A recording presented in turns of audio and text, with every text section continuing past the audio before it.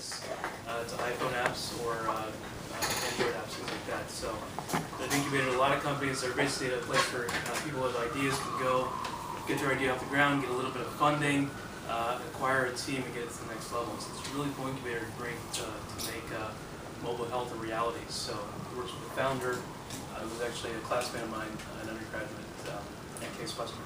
So Mitchell's going to talk to you about his work. Hey guys, I'm Mitchell. I work for a company called Rock Health. I'll go into more detail about what it does, but Robin asked me to speak about, I think, maybe my background a little bit background about what Rock Health does, and then a couple of companies we work with. So, Rock Health was founded about 5 years ago. We started as an incubator and accelerator. How many people know what an incubator or accelerator is? No worries. Perfect. It's brand new. So incubator accelerator helps get ideas off the ground in terms of, say, you two right here want to start a company. You had an idea, and you're like, well, we probably need a little bit of money to get off the ground, a little bit of support. We've never started a company before. What do we do? Accelerators help ideas get off the ground in that way. So provide a little bit of funding, support, programming, with being people to talk who have expertise in certain areas, like maybe how to build a mobile app, how to design your first mock-up, how to hire a team. Those are things like people don't know when they start a company, but now with the rise, there's like many accelerators today that you'll never need to know this before you get started, basically. So Rock Health started this about 4 years ago, and then we, about a year and a half ago, I transitioned into a venture capital firm. Anyone know venture capital or health IT? Okay, who knows about healthcare? Anyone know anything about healthcare? Shy crowd today. Okay. So obviously you guys know something about healthcare. Healthcare and education are probably two larger issues in today's society. Like a good millennial, I decided to get involved in healthcare. Not for lack of trying. I try to get involved in education, and I think for Rock Health, education is still a big part of our mission, but healthcare was also the reason why I'm at Rock Health, which is a mission-driven organization. So at Rock Health, it's now a venture capital fund. So what we do is we invest money in companies started by entrepreneurs. So we invest in healthcare IT. Healthcare IT, like Robin said, means a lot of different things. It's a combination of technology and healthcare. So healthcare can include everything from, who's gone to the doctor lately? Anyone? Okay. Anyone had their ear checked out? One of those otoscopes? You did? Okay, so we invested in a company called Cellscope, which takes a traditional otoscope that you would see. Everyone's had that done, right? Like, doctor goes in your ear, shines a light, he's like, okay, hold 1 second, let me see what's in your ear. And usually that process is like pretty simple for you, but for children, the #1 cause of children under the age of 2 for going to the emergency room is ear infections. So think about if you guys have younger brothers or sisters that are really young, ear infection. One, it's not a fun time for them. They're pretty unhappy with how things are going. Usually these happen at, say Sunday at midnight, so parents want to go to work the next day, kid's not happy, and so the last thing you want to do is drag your kid into the emergency room, the hospital at midnight on Sunday. So what Cellscope is, it's an attachment for your smartphone. Who has a smartphone? See, a lot of people. Not as shy now. So it's an attachment for your smartphone. You literally clip it on, and what you can do, the parent does the exact same procedure. So instead of a scary doctor putting a cold otoscope into a child's ear, the parent who has a relationship with that child can use their smartphone at home, take a picture of the child's ear, and then send that to the doctor. Now the doctor can evaluate that pretty quickly without dealing with the screaming kid at 2:30 in the morning on Sunday, and they can say, hey, it's a viral infection, hey, it's a bacterial infection, either take these meds or come in further. And then that way, the parent is a little bit more at ease, the kid's a little more comfortable, and not all problems are solved, but it certainly makes things a lot easier to reduce the cost of healthcare. So that's what we're about, is reducing the cost of healthcare. A lot of you might know healthcare costs 20% of our GDP. Does anyone have a rough estimate as to how much money healthcare costs the US per year? Take a guess. Give me a number. Any number. 5 billion. Pretty close. It's actually pretty close. It's $3 billion. It's 20% of our GDP. So like literally 1 out of every $5 that we spend goes toward healthcare, which is kind of insane when you think about every other country in the world and how they spend their money. Most people will spend it on preventative care, like in Europe, and for Europe and Asia, the percentage spent is more like, I don't know. So if you think about it, we spend 20%, they spend probably 5%, which is like for a country that's, or even an area that's similar in size to us. So we invest in companies like that. Another company, let's see, it's called Stride Health, and they do health insurance. So many of you guys probably aren't old enough to buy health insurance yet, but your parents do have health insurance. Anyone want to guess where health insurance ranks on the number of purchases or the amount of purchase you make in a year? So if let's say your house is the most expensive purchase you make in a year, where does health insurance rank on the list of things? Besides your iPhones and computers and TVs, etc. Third. Third is right. It's right behind your house and your car. So most people know that when you buy a house, you go to a realtor, you search different materials, you find out all about the house, you know about you have a check being done, etc. For your car, same thing. Kelley Blue Book. You can. How many people have cars here? I guess we're in New York. It's a little bit different. I grew up in Texas, and when I was in high school, everyone had a car because there's no subway in Texas.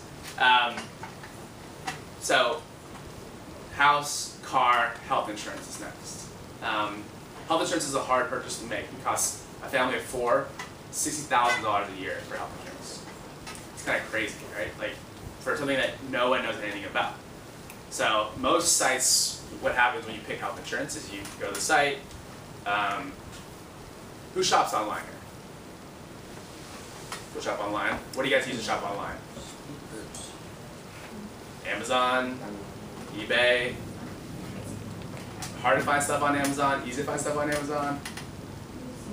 Easy, right? Because you get like recommendations. You see maybe like if you're buying a PS4, then you see like recommendations for these are controllers someone else bought. Like these are the games someone else bought. For health insurance, it's nothing like that. All there is you take, you get all the plans, you get all this mumbo jumbo jargon that no one knows what it means. You get copay, premium, etc. And adults, almost everyone in the United States doesn't know what that means. So Stride Health has taken all of this mumbo jumbo and broken it down into one figure, which is your all-in cost for the year. So it tells you exactly how much you'll pay for the year, and it gives you recommendations based on an algorithm, which is similar to what you would see with like Netflix or Kayak. So if you guys use Netflix, you guys know that you have, as you watch more shows on Netflix, it becomes better, right? It shows you movies that are recommended, movies that somebody else has watched, maybe that is similar to you, similar to movies you previously watched. So given that information, we do the same thing with health insurance.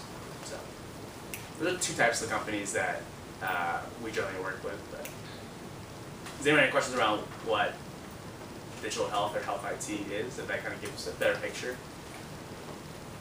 Everyone knows exactly what healthcare IT is now.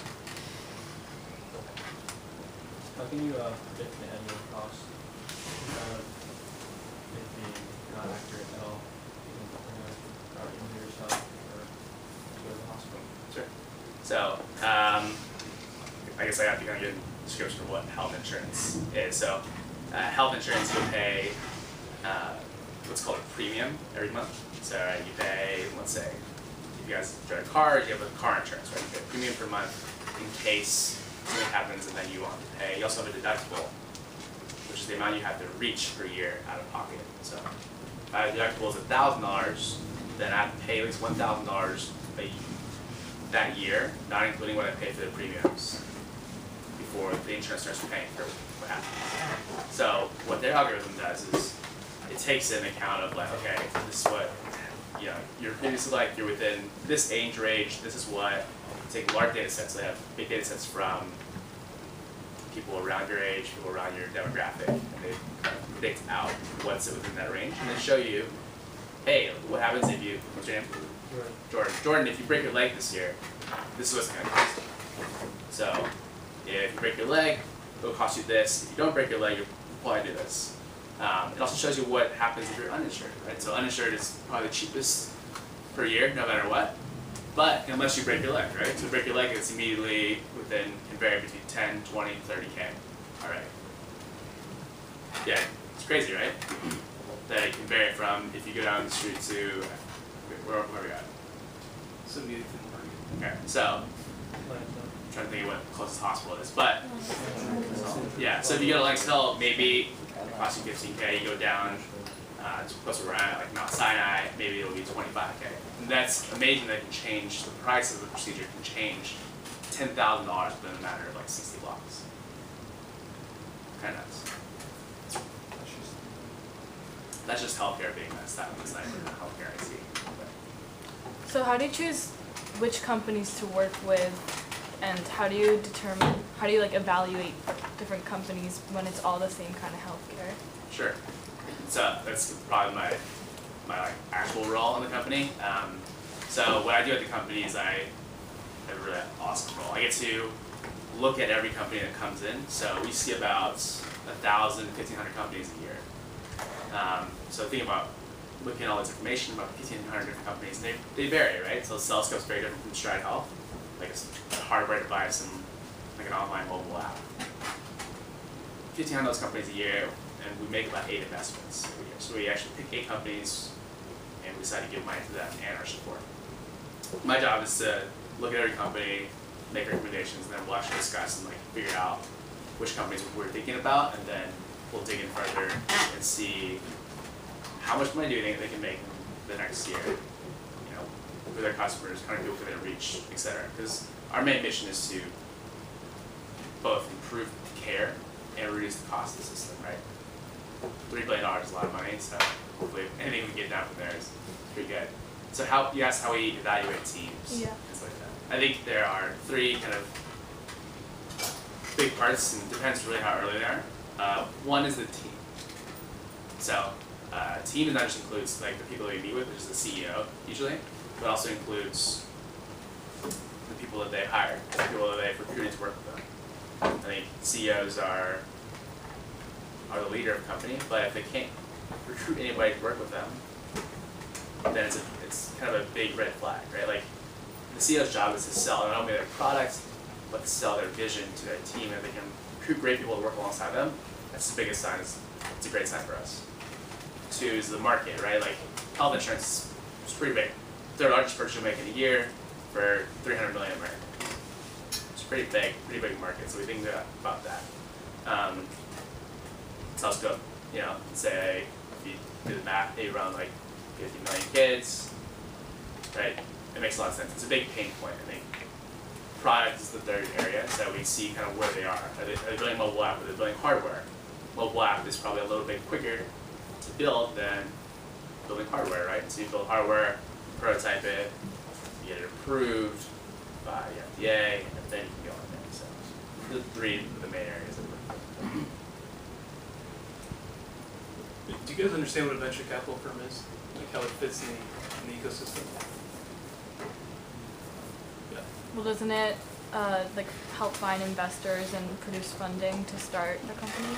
Yeah, it's all in the name, right? So capital being money, venture being essentially early stage, high risk, high reward opportunities. So that's yeah, why it's- I can describe it a little bit further. That's probably a good place to start actually. So venture capital, obviously there are people like you guys who at one point will start a company. And maybe you'll have some savings, maybe you won't. I have none. So I would need a venture capitalist. I need somebody to put some money up because 1, I'd like to eat every day, and then 2, my team would probably like to eat as well.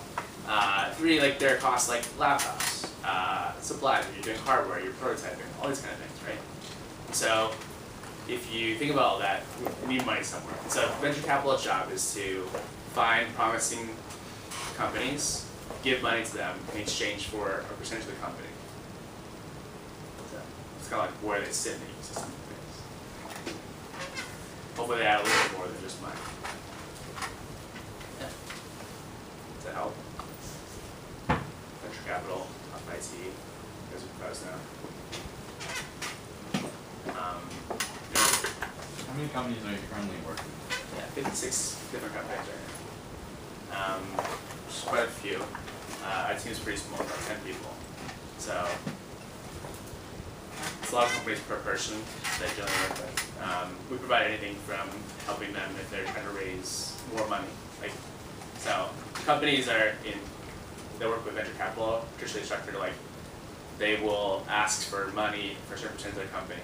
So say like you want to give up 20% of their company for $1 million. They'll take that and they use that money to hit a certain set of milestones.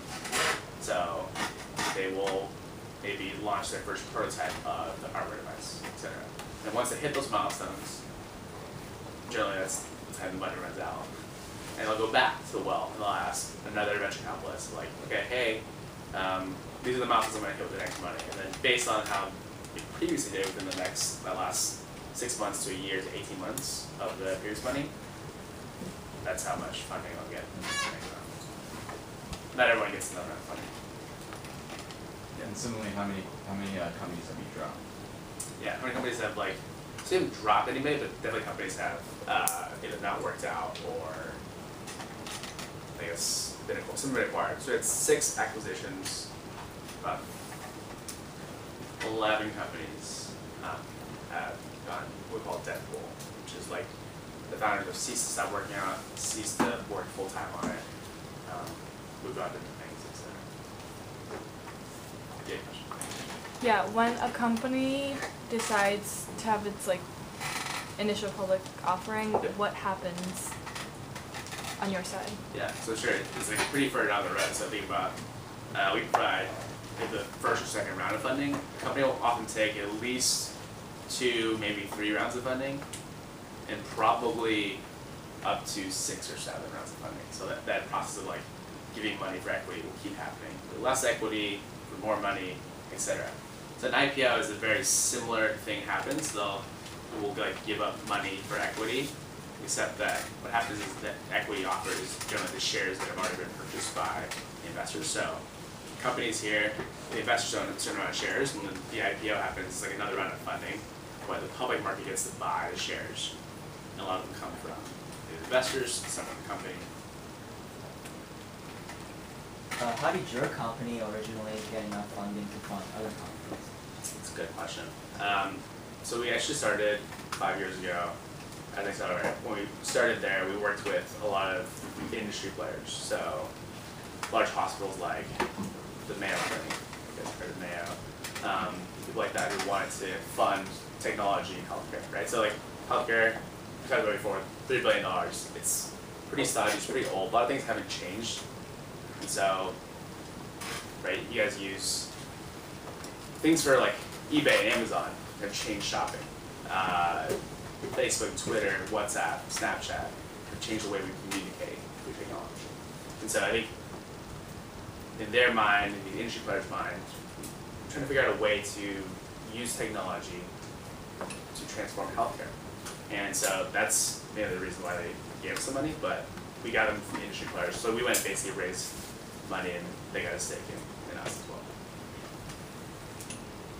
If the company does really well, can they ever get the percent that they sold to you back? Yes, definitely. I think the best way to look about it is it's possible. It's very rarely done. They're doing well. Generally, people who have the shares will also want to keep them. Right, so I'd say like you guys know Facebook, Twitter, it's like investors in Facebook and Twitter, right? So like if you own 10% of Facebook, at the beginning it seems like a pretty risky bet. As Facebook grows, it seems a little bit less risky, and now it seems like, hey, maybe it'll be worth something. And as their value grows, you also don't want to hold on, like give up those shares. So I think everyone's like, okay, like can the founders get back shares or equity or the team get back? And the question for people was like, at the beginning you can take no funding at all, but you own 100% of effectively 0. So you're valued at 0.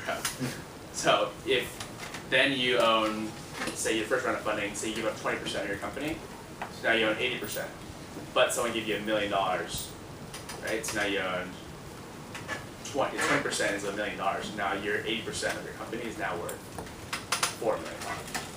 It's way better than owning 100%. And as you grow, hopefully you create enough value that your shares, no matter how much they get, how small they get, it's worth some amount of money. Does your company get to have any input in the actual products that you're investing in? Like, can you mandate that something be changed? Do you have any influence in the design at all? Yeah, so I think traditional investors definitely may think they have influence. I think for the most part, like I work with 56 different companies, right? So no matter how much I dive into any one company, it would be very difficult for me to know as much about that company as people working there every day. So as much as I might think that I have a perspective into the company and like, hey, I think you guys should really do X, Y, or Z, probably not my place, given that they're working on it every day. But people do come to us for suggestions and help, and that's part of like what you provide along with the money as a capital firm.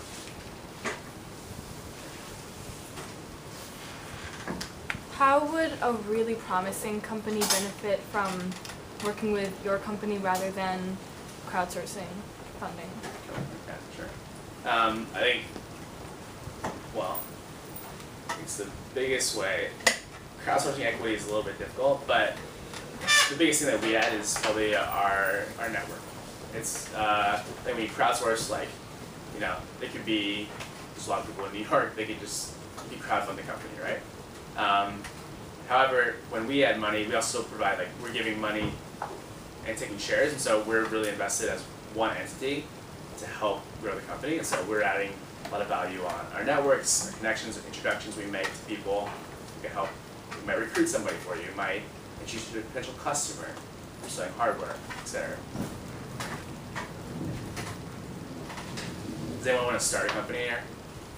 Who wants to start a company? 1, 2, 3, 4. Why? Sounds good. You want to be Facebook? Maybe Mark It all Zuckerberg? sounds great before you start, but eventually you're gonna find out. You want to be your own boss? Why Why do you want to start a company? Me? Great coffee. Sorry? I am interested in the cause. The cause? you talk about maybe, so how many years have you been investing in Rockout? Personally? 2 years. So maybe just some mistakes you made on companies or evaluations, things like that. I'm sure some of you invested in didn't turn out well and some you missed, probably ended up doing okay. Sure. Yeah, I think every venture capitalists will have this, like, things they missed or things they saw that they didn't. I think that there are companies that come in every day. So you see, say 1,500 companies a year, right? You maybe meet with 500 of them. That's still 10 a week. So you see a lot of people. You see very charming people. You see some really poor people. Poor as in not as great as the charming people. Not poor as in money, sorry. I think sometimes people can get in there and people can talk really fast and show you a lot of pictures and just get you excited about the idea. And sometimes you can rush into something because someone else is doing it. So say if another venture capital firm wants to invest money, they kind of also, it's like a proof point for you. And then as well as you're kind of get excited and you're like, well, if they're doing it, maybe I should look at it a little bit deeper. So we definitely have been, I think, maybe not burned by it, but have thought about it been forced to make a decision quicker than we wanted to without doing proper diligence. So I think one thing we've learned is that this is something you guys should take away if you're trying to start a company is every founder is very optimistic about where they're going to go and what's going to happen. Life doesn't always necessarily work out like that, but for example, looking at our company at 56 companies, 20 of them said they were going to do $1 million in revenue last year. 7 of them did. So 13 of them didn't hit the target they were going to hit, even though they told you. These are things they're going to tell you in a meeting. They're going to come and tell you and say, hey, next year we're gonna do $1 million revenue, we're gonna sell maybe 20,000 otoscopes and do this much in partnerships. Well, it sounds, if that's right, then like that's a pretty good investment, I should definitely do that. But that doesn't always happen, so. You said you wanted to start a company for the cause. I mean, I said no, but I'm interested in cars. And cars, okay.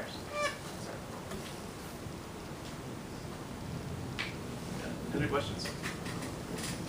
What's your experience with investing in, or like investing in the process of working with a company that demonstrates more potential than like proven success?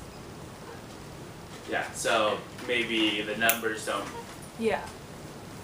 the actual numbers, so like maybe it's a hardware device, they haven't sold enough yet, but there's Yeah. a lot of potential there. In terms of working with them, Well, how do you approach that? Yeah. yeah. Is it my own company or is it a company that I'm looking at? Looking at. I think you want to look at, so I think like try to go back to the 3 things we look at, which is like founder, market, product. I think, do I look at this thing as like if this idea hits, would it change fundamentally everything we think about healthcare? Right, so telemedicine. How many guys use FaceTime or video chat? Right? Has anyone ever used video chat with a doctor? Not yet, right? But telemedicine is a really big thing. Telemedicine is like using your phone or smart communication to talk to a doctor or a nurse practitioner, someone at a health facility using that. That's something that's like really interesting. It makes a lot of sense, right? Like, why would I can get diagnosed, like, I either have a cough, I have a cold, and the doctor can diagnose that without seeing me or getting affected himself or herself easily over a phone. Like, a lot of these things you can actually do over a phone, you don't even need to be in person. But the numbers say differently. No one in this room has ever used telemedicine. How many have heard of telemedicine? A couple? 3. Even though everyone in this room raised their hand when they had a smartphone, and almost everyone raised their hand when they had FaceTime or video chat. That's something we think about kind of reducing costs of healthcare, right? Like, so going into the hospital, not even considering the cost of it, it takes you drive, your time, then the doctor's time to meet with you. Maybe that person gets sick as well. All these things that could take, 5 minutes from you just getting on the phone with them easily. They say, hey doc, I'm feeling like this, I have this, like, okay, open your mouth, etc. Do these things, and all that stuff can happen on the phone. It would greatly reduce the cost of healthcare. You would be able to reach people. Think about, you guys live in New York City, but think about people who live in Kansas, who are pretty far from a major hospital, right? Like, they can't get in, so be able to bring not only like you talking to a doctor, but say a major hospital on East Hill would have a psychiatrist, and so there may not be a psychiatrist out in Kansas, but that psychiatrist can now reach somebody in Kansas through these phones. So instead of that person hopping or driving 3 hours to a big city, we can do it over the phone. So I think that's the biggest thing, is like, can it make a big impact in healthcare?